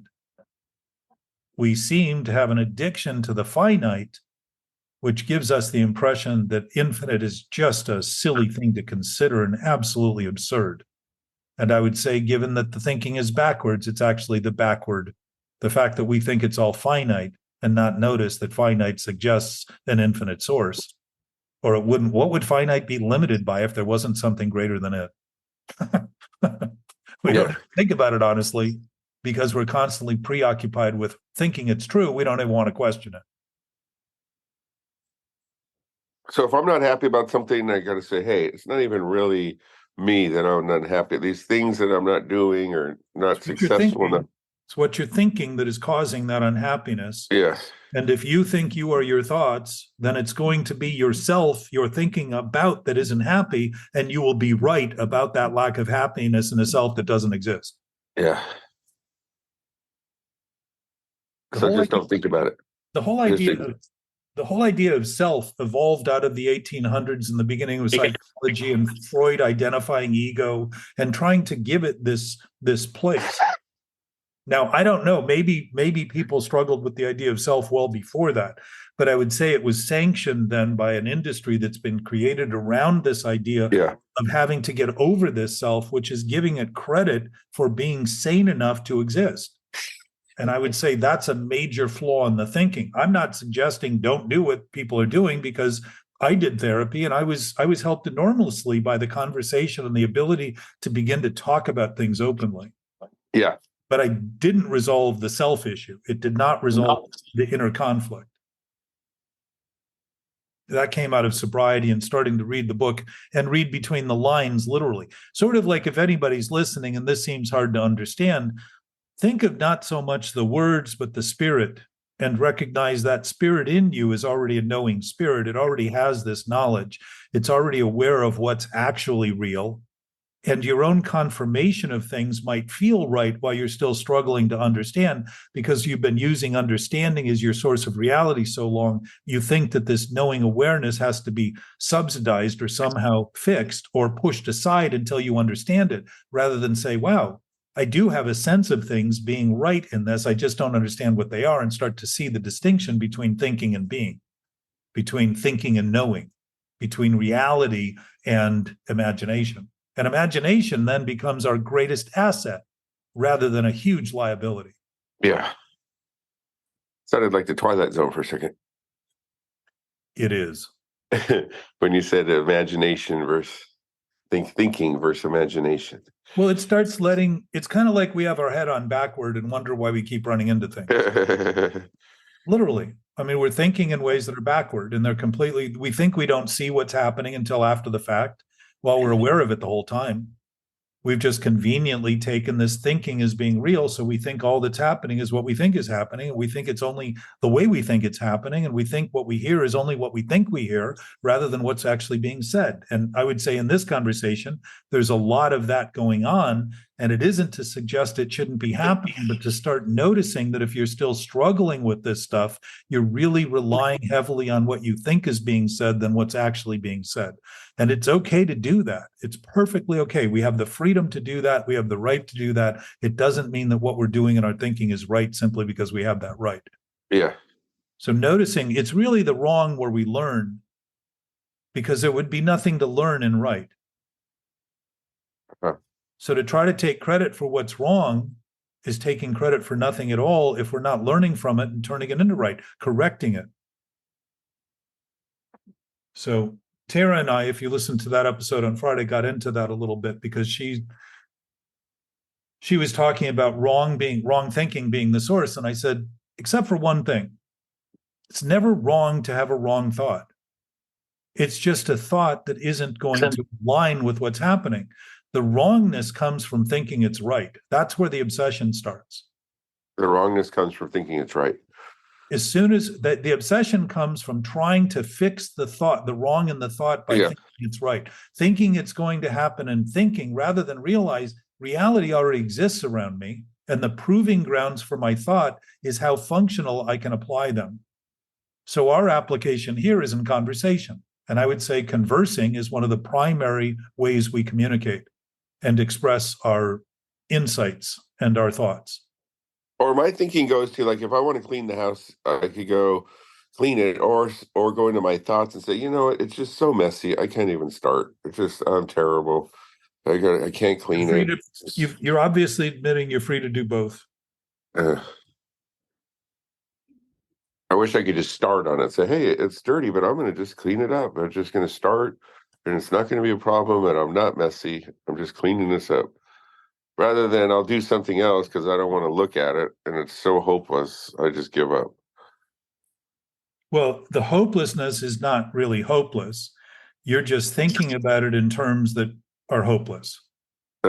Cleaning your house obviously is not an impossibility. Think of that. In all the things that might be impossible in reality, you're concluding that cleaning your house is one of them. Now, I would suggest, though, Anthony, within the thinking you're using, rather than just freely deciding not to clean the house, think about the gyrations you're going through. Yeah. To help beat yourself up over, literally beat yourself up over the fact that there's a debate. The debate over yourself is the major debate in your whole thing. You're using the use of your house and the mess and all that to disclaim the mess you're creating in the seeming self that you think you are. Yeah. And it could be for anything, any project. Well, you got this is due or something. It's like, oh, I can't do it. It's just too much. I should have started earlier. I can't do it. So that's where that internal debate goes and the beating up, you know. No, everybody else can do it. The internal debate goes with you thinking there is someone in there to debate.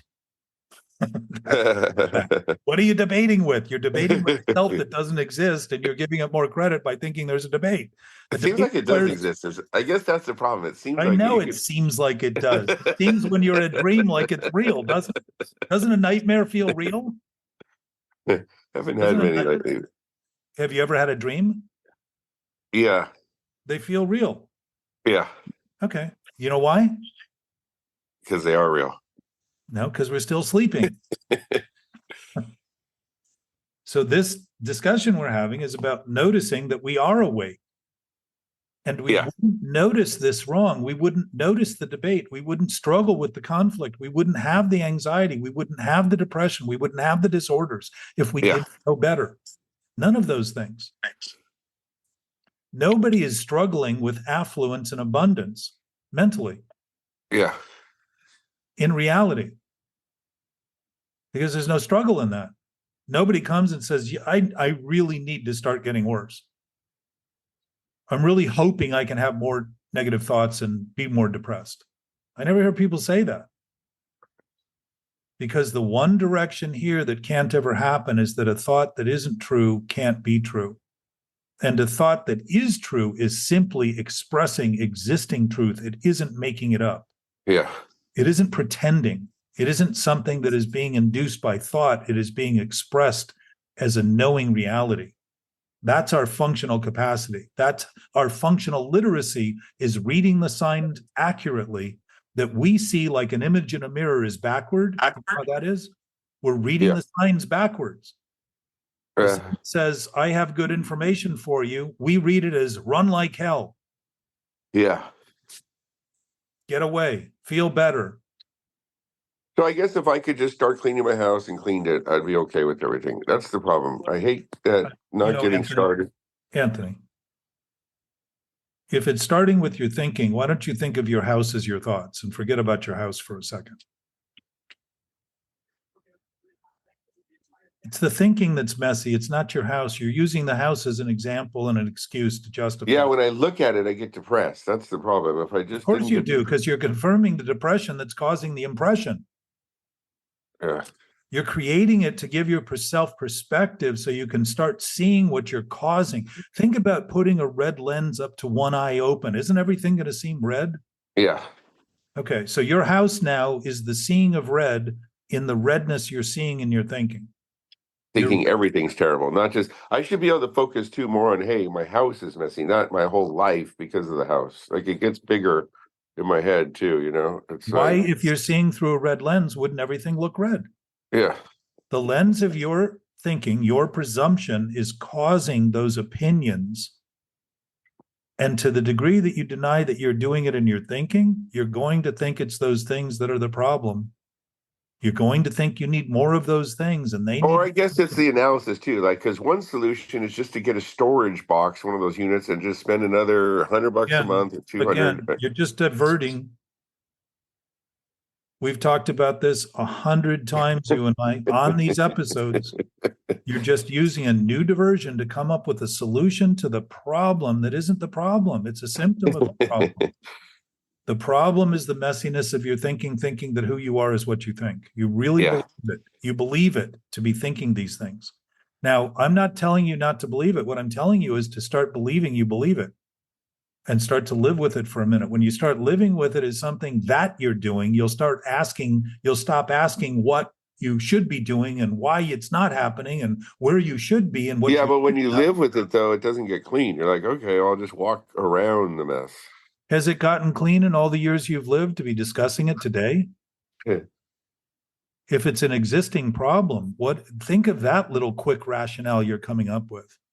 If you could actually come to terms with what's happening you won't be bothered with whether it's messy, and you'll clean it without having to go through this mental gyration of thinking that it's your actual house that's the problem. Huh. It'll be gone. It doesn't have any impact on you. But listen, So- Anthony, you're going to hear what you're thinking I'm saying, as long as you want to continue imagining that what you're thinking is reality. And you're welcome to do that. I'm going to give you more swath than I ever have, because I'm coming to terms with the fact that I tend to spend a lot of time trying to talk people out of what they're doing by insisting that seeing it the way I have come to terms with will solve it for them. And Yeah. I suspect it will. But at the same time, it isn't until you're starting to see that you're doing what you're doing as you're doing it Yeah. that gives you the chance to start to say, this makes no sense at all. What am I Yeah. doing? And actually begin to realize you have no obligation to it at all. It's all coming from the sickness in your thought. So I Next still have question. sick thoughts, Anthony, plenty of them. You what? Still have sick thoughts, plenty of them. Uh-huh. I still suspect there are underlying ideas that I've never even confronted, but I commit every day to reminding my experience, reminding my brain that I am aware that I have been up to something so long that I make believe it's still true, that somewhere in me there's still some of that. That's my daily contemplative meditation, is beginning to notice that wrong as wrong and begin to live with it. And slowly these things, like God doing for us what we can't do for ourselves, kind of happens. Slowly those things start to actually pop up, and I start looking and saying, wow, this experience just gave me the perfect curriculum. My curriculum is based in the circumstances I'm creating to give myself the perspective to start looking at it as a valuable experience rather than one I don't want anything to do with. Yeah, that happened to me with the contract I filled out. I didn't do the contract the way it should have been done. Instead of being so mad that I screwed it up, I said, well, this is a learning lesson. I mean, that's not going to happen again, hopefully. I'm going to change that. Looking at the bright side, Yeah, I lost a little money on this one thing, but it taught me something. So in the funnel of all those possibilities of circumstance, we're narrowing it down not to look at circumstance, but the immediacy of the decision process that we're having. That's what the goal of this meeting is in terms of The immediacy of the decision process. Yeah, it's the nowness of the thinking you're doing that's creating all of those circumstances to give you perspective on what you're unwilling to admit you're doing here. And eventually, Anthony, you won't need the circumstances. If you practice and grow and exercise this, you don't need those circumstances to give you the perspective, because the immediacy of the experience will tell you you're on a wrong path, and you will say, I don't have to go any further right now than that. And you will stay still long enough to begin to have the certainty in the decision-making process, rather than leap into the desperation of it constantly, thinking that somehow desperation is going to drive that train to get to the station. Yeah. Inspiration and desperation are our options when it comes to thinking, and inspired is the nature of our thinking. And desperation is a wholly thought-produced, internally induced, seemingly self-imposed seeming reality. So we lost Anthony, but And can I ask a question? yes, sir. I thought you were waiting now, Mark. Yeah, no problem. I'm learning patience.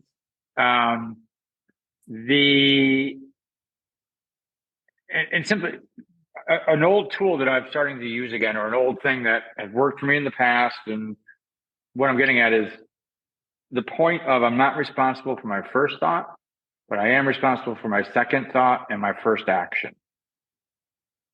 Now, I know it's sort of probably a little screwy because I'm still talking about my thoughts, but just wanted your input on that. First of all, I would not say it's screwy to be talking about your thoughts. I would say that's the primary, if that's the primary basis of our experience, it's probably the place to start, because that's where we're always starting. Even when you're talking about a circumstance out there, you're talking about your thoughts about that experience, right? You're talking about out there in thought. So you're actually doing that all the time.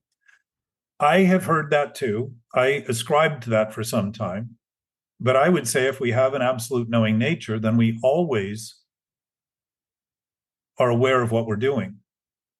And the idea that we're not responsible for the first thought, but the responsibility for entertaining it, I think is a great convenience to begin seeing how flexible we can actually be in the thinking that we thought we had no flexibility in. It's like yoga. You're just beginning to realize that you can exercise some flexibility.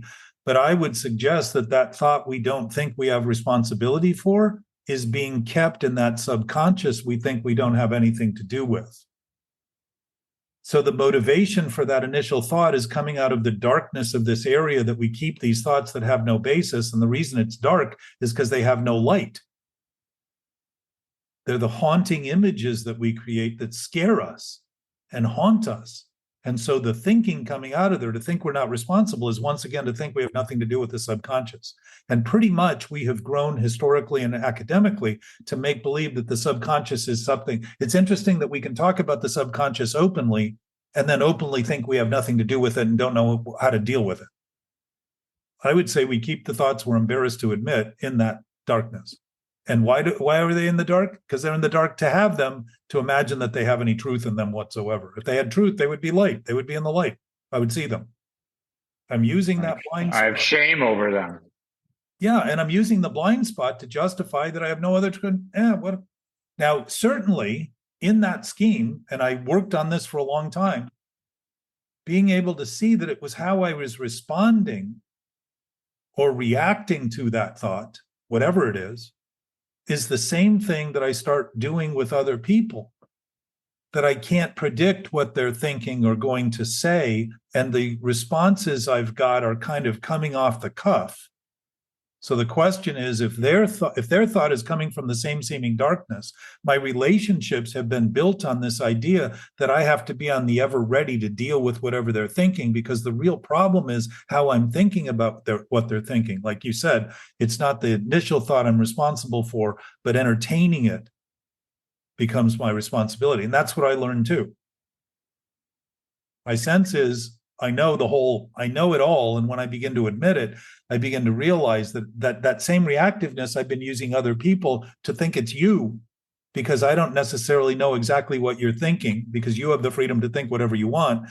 I don't know exactly what that's going to be. And when you think something I'm not ready for, it's the entertaining of the thinking I'm doing about what you're thinking that's creating the reactivity. And I would say that reactivity starts within that other thought that I think I don't know what I'm thinking.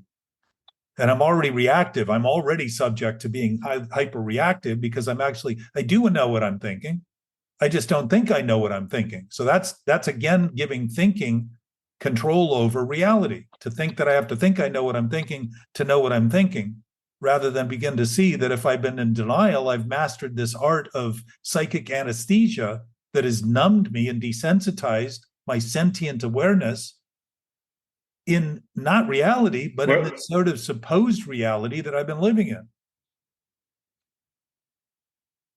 You follow that? A little bit.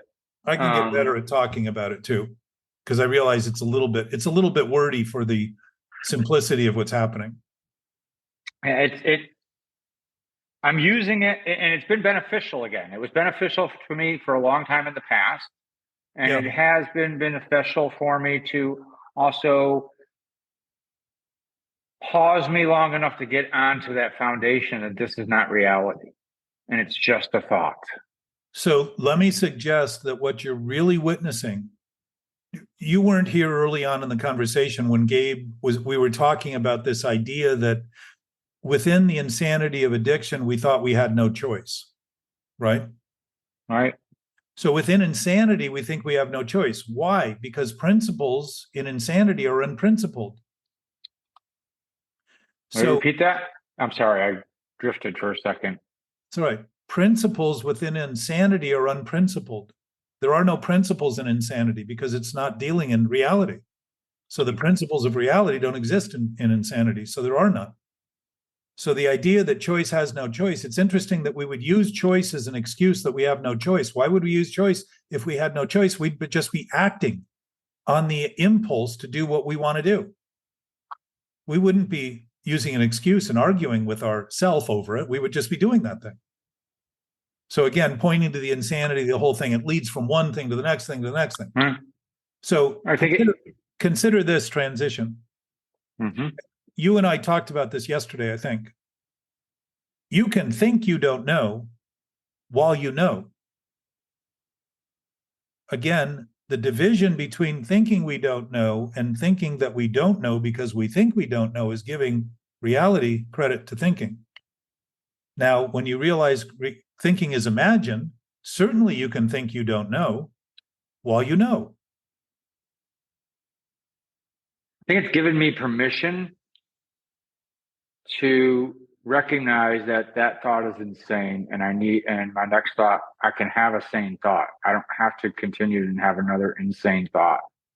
The only problem with that is you're presuming that all the thoughts in that darkness are insane, for sure. But you're presuming that that darkness is your source.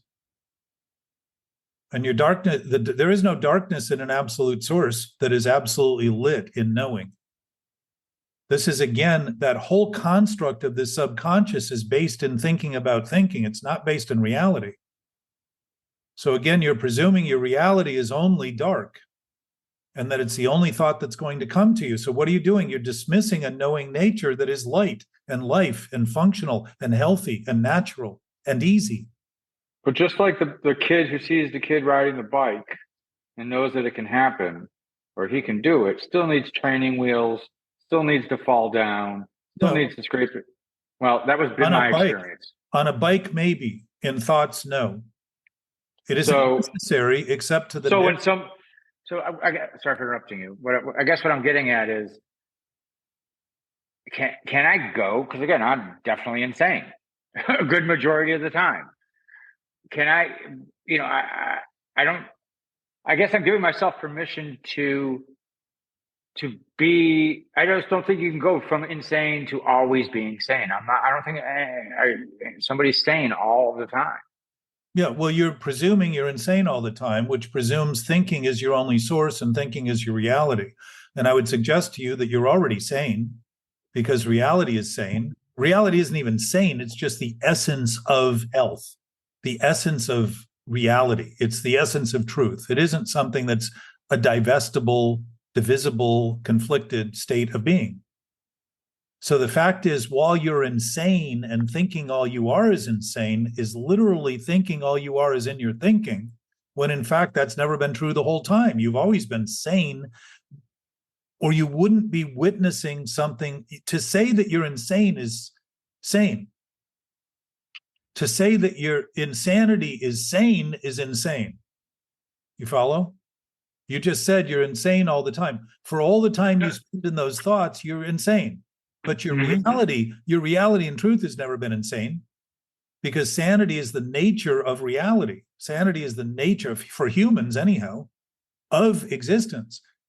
This is what I was commenting about the doom. We never seem to struggle with having too much. We only seem to struggle with having less. I struggle with too much a lot. Only in terms of the insanity. But that isn't really a struggle in reality. That's a struggle with thinking more and more and more of something that doesn't exist is going to be enough to create reality, and it won't. That's struggling with the impossibility of insanity. There's no impossibility in reality. Everything that's possible is possible in reality, which is possible to include you thinking what you're thinking is all that there is to think about. There's the love, the freedom we have. If we're free to go so far in that direction, certainly it would be very freeing not to go in that direction at all and start to actually notice that our nature absolutely guides us without any doubt and any uncertainty and any conflict and any hesitation or reluctance or lack of confidence. It's an absolute state of being. That's what I was mentioning earlier. If we start looking at that and considering that, our conversation will start considering things possible that we think right now are ridiculous, because we don't even think it's not ridiculous to be continuing to thinking about thinking as the source of this conversation, or the sole source of this conversation. If it's an addiction, we think it's reality. It's the only thing we can do. It's no other choice, all that stuff, because we're insane. Only within the context of that seeming reality do we think we are insane. In reality, we aren't that thinking at all. We aren't the self of that thinking at all. We aren't the circumstances of that thinking at all. We are the essence of the essence. That's who we are. That's our being nature. And if that's the case, and we start relying on that, all of these other things we think we need to stop doing and figure out and get parts and pieces adjusted in a way that we're happy to, we'll stop doing any of them because we'll realize it's all delusional. It's all just new forms of the same insanity, going over and over and over and over again in a division. If you try to divide 1 in half, you'll never get to 0. You can divide it over and over and over again, and all that happens is the fraction gets bigger. The fractured state gets bigger. It seems to be more camouflage to the reality of our awareness, when in fact the reality has never been obscured. It's only our obscured thinking that feels obscure. So you're intact right now. You know, or you wouldn't recognize so easily how depressing it is to be obsessive in your thinking. You wouldn't see that. I think You have no perspective in that whatsoever. I'm giving you a little credit here, and you're laughing. I'm happy to see that, because it's the fact is you're already there in that place. We're all in that place. We can only be in that place. Isn't a place at all. It isn't a time at all. It's simply an ever-present state of meditative, contemplative awareness in our human experience that is revealing the nature of our being awareness that isn't in a body. It isn't in time. It isn't in space. It's absolutely part of whatever that infinite aspect is. And it also is contained in every grain of sand and every speck of water. It's everything simultaneously. And that isn't grandiose. What's grandiose is to think, like I said to you yesterday, I think, it's grandiose to think this doesn't exist. I may have said it to our other walker. It's grandiose to think it doesn't exist, because if the nature of nature is infinite, everything is a part of it, not apart from it. Everything. So the grandiosity is thinking it's not that way. Pride is thinking it's not that way. Arrogance is thinking it's not that way. Thinking it is that way isn't so big that it isn't humble, because humility is thinking about things as they are, not as they are thought to be or thought not to be. When we think in truthful ways, we no longer need to think of those ways whatsoever. We simply apply them.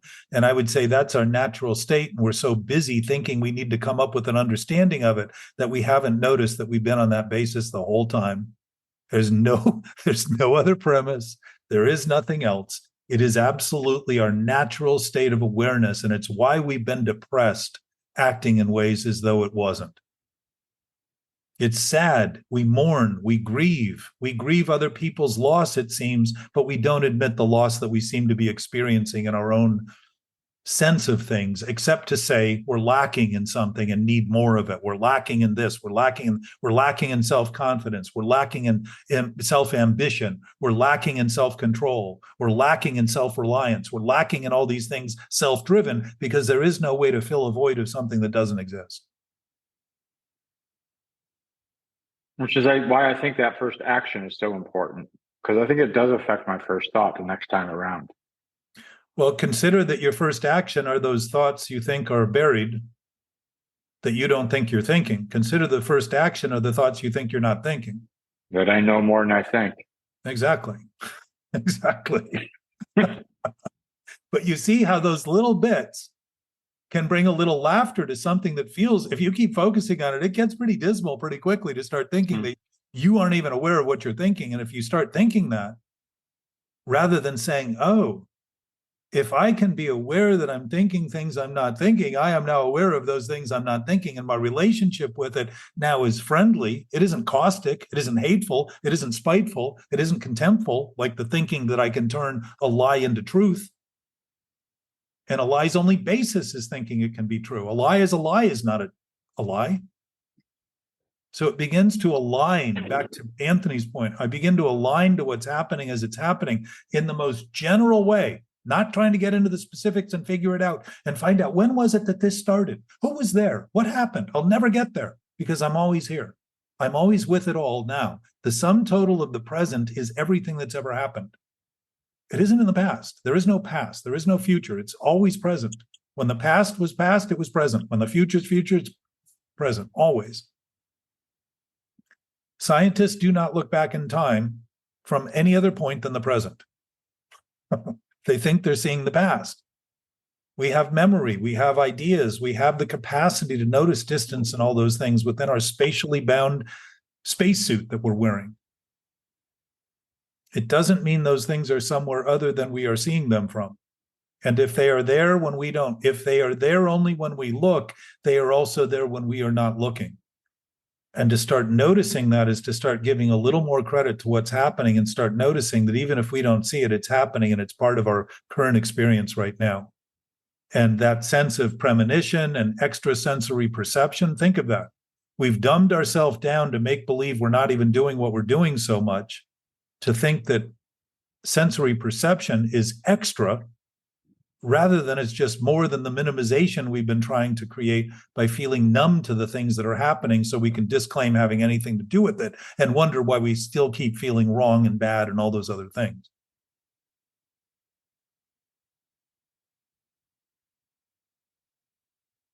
So this has been...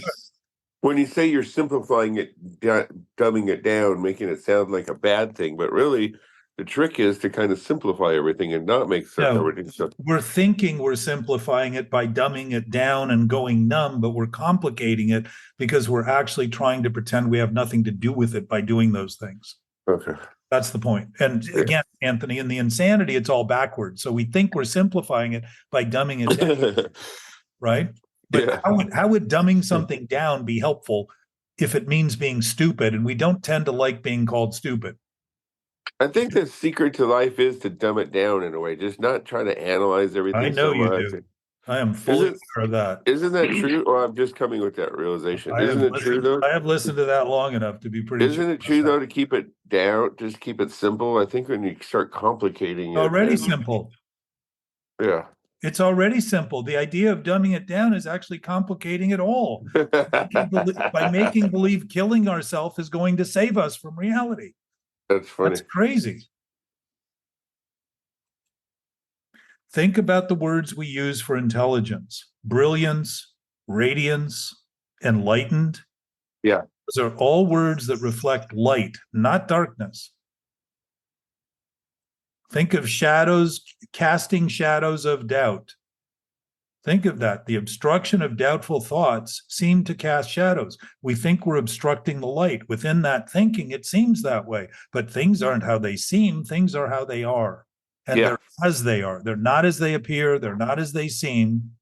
They're how they are. Why? Because I can look at your body and think that's Anthony, but I'm also, there's a whole substructure even in your body that's going on based on the capacity of the universe to have developed this in whatever way it happened. That chemical concoction that's going on seems incredibly complex, but it's not so complex to be happening right now as it's happening. It's actually very simple. It's just doing what it's doing to allow us to even have this conversation, to allow us to be aware of anything. It's just doing what it's doing.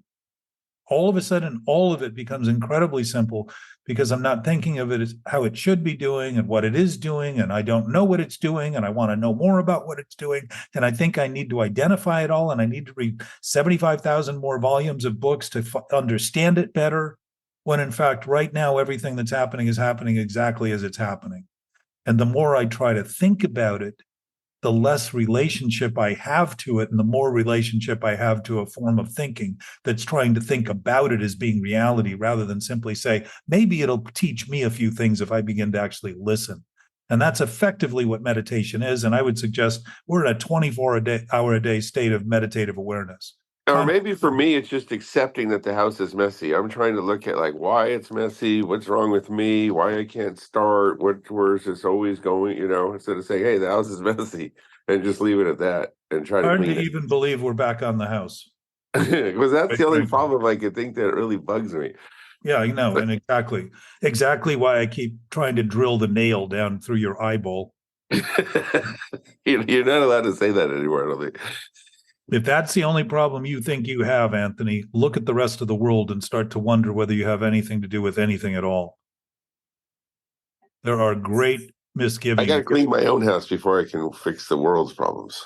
Not if you continue to keep it messy so you can avoid the rest. That's just a good excuse. I'm telling you, though, that is a very clever excuse to make believe you have nothing to do with it.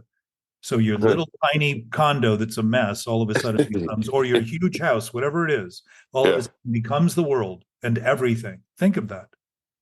It's not true. Yeah, it feels like that. I got it. I am certain of that. I like the idea of just working on my stuff and then but not letting it get so involved in my head that I can't figure it out. Just if the house is messy, it needs to be cleaned. Just stop. I don't do that enough. I just go, why, what's wrong with me? Why do I have all this stuff or whatever it is, Well, I want you to embrace that and continue to live with it, I'm going to try that one. whether you like it or not. And just say, this is an interesting thing. Yes. Start to notice that, and start to notice that you may have something to do with it, Anthony. You and your thinking in your choices may have something to do. Well, I definitely do, because I collect all these things. If I didn't collect stuff. But you keep talking about the circumstances rather than the action you take to create those circumstances. I'm talking about that primary thought action. You instigate it and create those excuses so you can excuse yourself from the table and think that you have nothing to do with the meal and the bounty and the harvest. It's not true. I guarantee you it is not true. I will assure you that you have everything to do with everything, as I have everything to do with everything. If there is anything reliable in this universe, truth and reality would probably be it. So you're saying I need training wheels? No, I would say that you took them off and keep arguing to put them back on. You're learning, you're growing.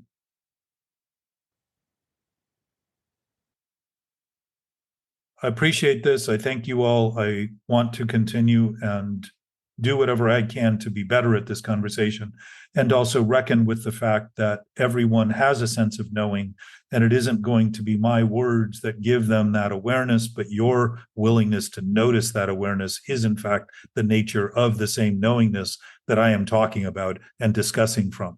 I don't do it well. I want to get better. I want to get better at talking about it so we can all get better if that's possible. And I don't want to think that thinking of everyone in this is some arrogant attempt. I want to see it as an inclusive, natural environment that we've already been sharing. We've just been sharing things that we've been embarrassed to admit. Rightfully so, I would say. So beginning to think on a premise that's absolute will begin to generate ideas that will absolutely be inclusive and whole and valuable and purposeful and useful to everyone, not just the few of us who happen to be talking about this at any given time, or the many who are also listening to this in addition to our conversation. I want to look at other people's problems and see if we can fix them. Well, start where you are, and you will see that you are already causing those problems. You think it's their problems, and I will assure you it's your idea of maintaining that grid of electric charge that creates reactivity that is continuing to be perpetuated. I've done it long enough to admit it. I don't know that I've done it long enough to be as useful as I possibly can, so I'm going to continue as long as I can. And on that note, I would like to thank you, Jack, and everybody else for your vulnerability today. Well, and I would like to thank whatever that power is for its invulnerability and absolute security and absolute reassurance and stability and absolute knowingness and awareness.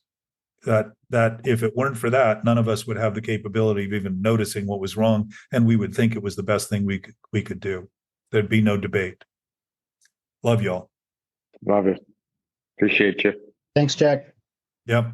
Jack, good to see you. Gabe, Anthony, Mark. Thank you. Thanks, Jackie. Peace and love.